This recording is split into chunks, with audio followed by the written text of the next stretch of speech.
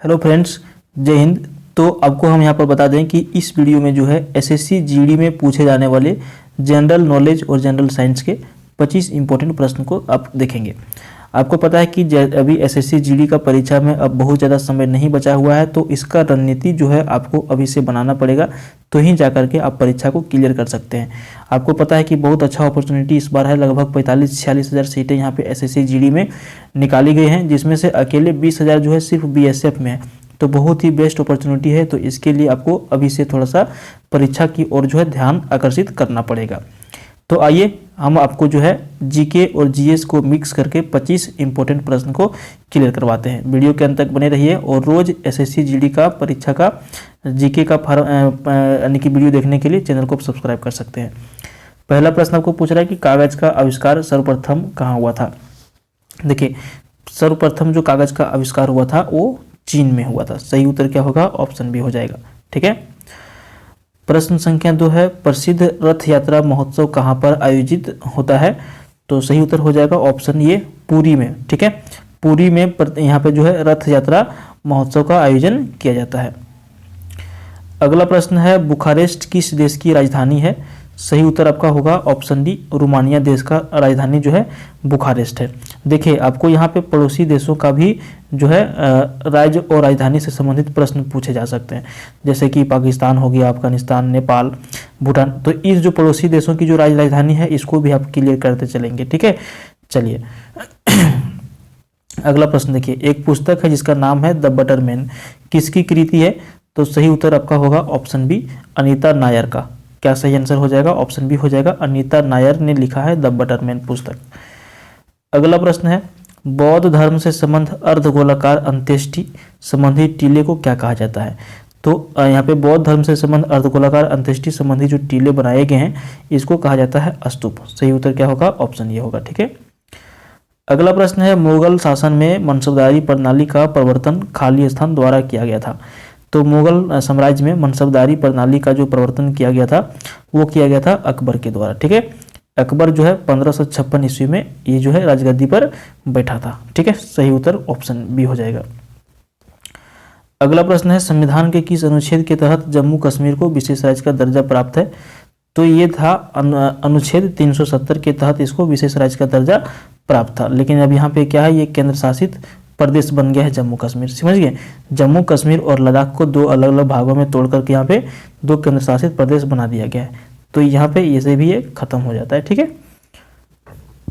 अगला प्रश्न देखिए, एक शब्द है जिसका ये शब्द जो है अस्टिपल किस खेल से संबंधित है।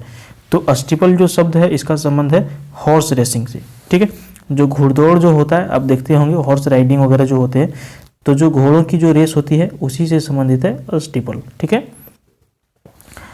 अगला प्रश्न है, भारत में पहला अंतर्राष्ट्रीय फिल्म समारोह किस वर्ष मनाया गया था। तो देखिए, भारत में पहला अंतर्राष्ट्रीय फिल्म समारोह मनाया गया था 1952 ईस्वी में। सही उत्तर क्या होगा? ऑप्शन बी हो जाएगा। अगला प्रश्न है, भारतीय संविधान के अनुसार भारत है एक क्या। तो भारतीय संविधान के अनुसार जो है भारत राज्यों का संघ है, यानी कि राज्य संघ है। सही उत्तर क्या होगा? ऑप्शन डी होगा।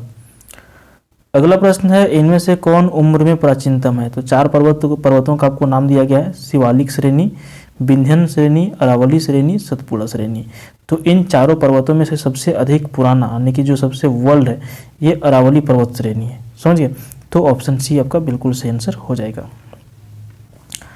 अगला प्रश्न है, भारत के किस राज्य में काली मिट्टी का बृहत क्षेत्र पाई जाती है। इसको बृहत पढ़िएगा यानी कि अधिक। ठीक है, तो भारत के किस राज्य में काली मिट्टी सबसे अधिक पाई जाती है।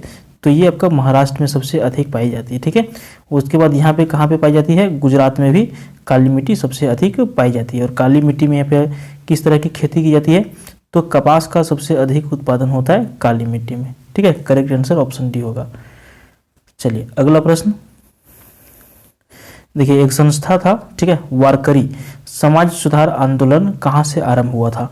तो वारकरी समाज सुधार आंदोलन का जो शुरुआत हुआ वो हुआ था महाराष्ट्र से।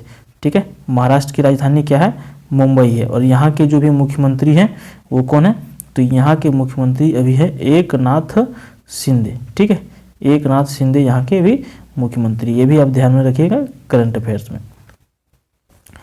नेक्स्ट क्वेश्चन है, महाराष्ट्र में वतनदार किस वर्ग को कहा जाता था? तो महाराष्ट्र में वतनदार कहा जाता था सामंत वर्ग के लोगों को। सही उत्तर ऑप्शन ये होगा। अगला प्रश्न है अस्पृश्यता यानी कि छुआछूत जागरूकता अभियान गांधी जी ने कहाँ से प्रारंभ किया था? तो गांधी जी ने इस आंदोलन का शुरुआत किया था वर्धा से। सही उत्तर ऑप्शन सी के साथ चला जाएगा। अगला प्रश्न है योजना आयोग का पदेन अध्यक्ष निम्नलिखित में से कौन होते हैं? तो योजना आयोग का जो पदेन अध्यक्ष होते हैं वो होते हैं प्रधानमंत्री। जैसे कि अभी पीएम यहाँ पे मोदी जी हैं, तो मोदी जी यहाँ पे जो है इस आयोग के जो है अध्यक्ष हैं। ठीक है। अगला प्रश्न देखिए, भारत के किस राज्य में बृहद तटीय रेखा पाई जाती है? यानी कि सबसे अधिक लंबा जो तटीय रेखा है वो किस राज्य का है? तो यहाँ पर आपका सही उत्तर हो जाएगा गुजरात राज्य का।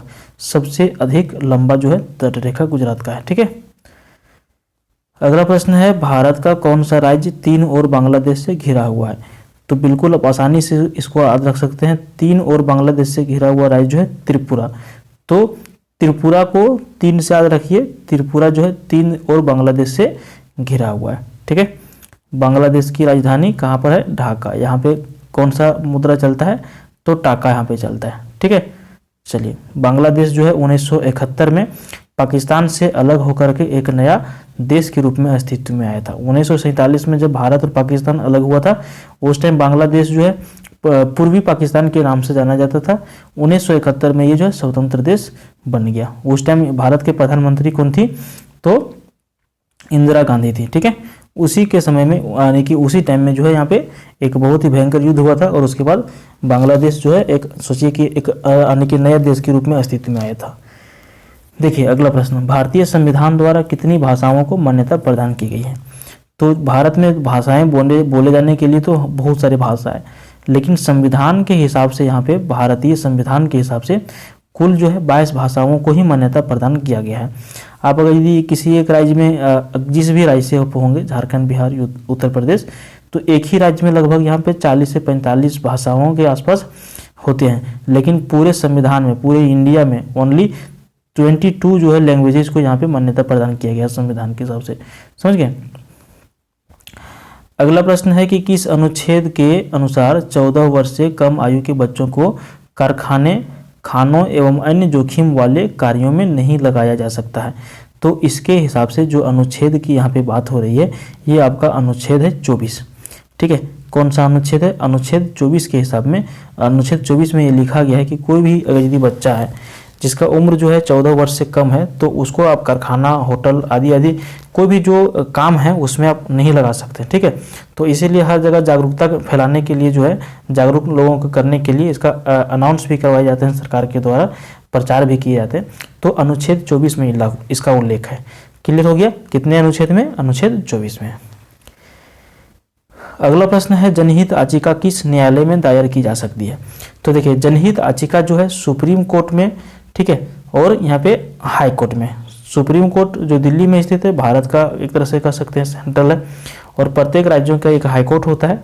तो इस सुप्रीम कोर्ट और हाई कोर्ट दोनों में से यहाँ पे जनहित याचिका जो है न्यायालय में दायर की जा सकती है। तो सही उत्तर क्या होगा? ऑप्शन डी होगा, उपयुक्त ये एवं बी दोनों में दायर की जा सकती है। अगला प्रश्न है भारत के पश्चिमी समुद्री तट पर वर्षा किस मानसून में होती है? तो देखिए भारत के जो पश्चिमी समुद्री तट है यहाँ पर जो वर्षा होती है वो होती है दक्षिण पश्चिम मानसून में होती है। तो सही उत्तर क्या होगा? ऑप्शन डी हो जाएगा आपका। ठीक है। अगला प्रश्न 23 देखिए, ओरिजिन ऑफ स्पीसीज नामक पुस्तक किसने लिखी है? पुस्तक का नाम क्या है? Origin of species. और इसके राइटर कौन है? तो इसके राइटर हैं चार्ल्स डार्विन। 23 ऑप्शन सी बिल्कुल करेक्ट आंसर आपका हो जाएगा। अगला प्रश्न है सम्राट अशोक का संबंध निम्नलिखित में से किस वंश से है? तो सम्राट अशोक का संबंध जो है ये मौर्य वंश से संबंधित है। ठीक है। किस वंश से है? मौर्य वंश से संबंधित है सम्राट अशोक का। ठीक है। उसके बाद यहाँ पर जो आपको अगला प्रश्न देखिए ये बहुत ज़्यादा इंपॉर्टेंट सवाल है, और यहाँ पे जो है बहुत सारे लोग मारे गए थे भोपाल गैस त्रासदी में। ठीक है। यहाँ पे गैस का रिसाव हो गया था। ठीक है। क्या हो गया था? गैस का रिसाव हो गया था। 1984 में ये दंगा हुआ था और यहाँ पे बहुत सारे लोग जो है गैस के रिसाव होने से जो है उसकी दम घुटने से लोगों का जो डेथ हो गया था। जहाँ पर ये फैक्ट्री लगा था वहाँ के लोग तो अधिक मारे गए थे, लेकिन आसपास के लोग भी जो है हवा के दूषित होने की वजह से उनकी डेथ हुई थी। तो यहाँ पे देखिए 1984 तो आपको दिया गया है, लेकिन एग्जैक्ट आपको डेट पूछ रहा है। तो एग्जैक्ट डेट आपको यहाँ पे क्या करना है, 3 सितंबर, ठीक है, क्या करना है, 3 सितंबर 1984 ईस्वी को भोपाल गैस कांड की जो है घटना हुई थी। ठीक है, तो क्लियर हो गया 25 जीके। आप यहाँ पे रोज़ अगर यदि वीडियो देखना चाहते हैं तो हमारे चैनल को सब्सक्राइब कर सकते हैं, जो बिल्कुल फ्री ऑफ कॉस्ट है। मिलते हैं नेक्स्ट क्लास में। Thank you.